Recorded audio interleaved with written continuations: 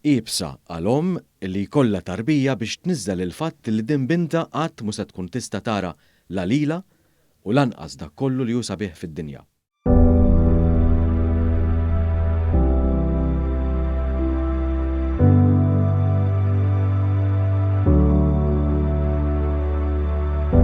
Kienet din l-esperjenza ta' Vanessa Vella meta ntebħet illi binta, Katalaja, kellha bżonnijiet differenti ferm minn dawk ta' Ħuta.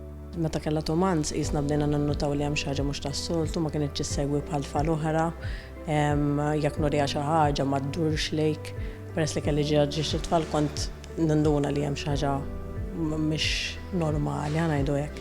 Quddiem din is-sitwazzjoni, Vanessa staqsiet u fitxet ir-riżorsi u l-għajnuna kemm f'Malta kif ukoll barra, sakemm l-Ingilterra waslet għad-dijanjosi ta' Katalaja.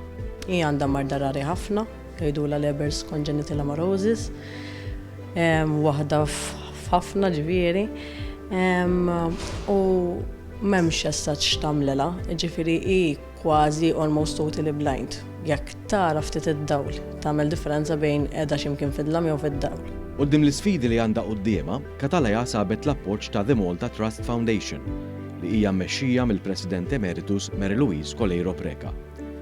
Il-fondazzjoni provditilha tagħmir speċjalizzat li jiswa ħafna u li permezz tiegħu jista' jkollha ħajja aktar faċli.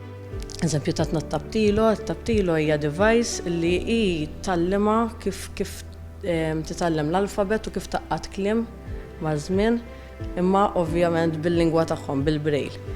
Fix-xandira tal-ġbir ta' fondi għal The Malta Trust Foundation li se ssir fil-jum tas-Sibt, il-fondazzjoni se titlob għall-għajnuna tal-pubbliku biex tkompli tipprovdi apparat teknoloġiku speċjalizzat biex tfal li ma jarawx u tfal fuq l-ispettru tal-awtiżmu jew li ma jitkellmux ikunu jistgħu jkomplu bl-istudji tagħhom, jaċċessaw l-informazzjoni u jikkomunikaw.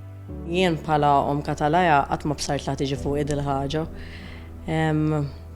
Ma nixtieq tiġi fuq ħadd fil-verità, imma ma tafx issa janqala fil-ħajja.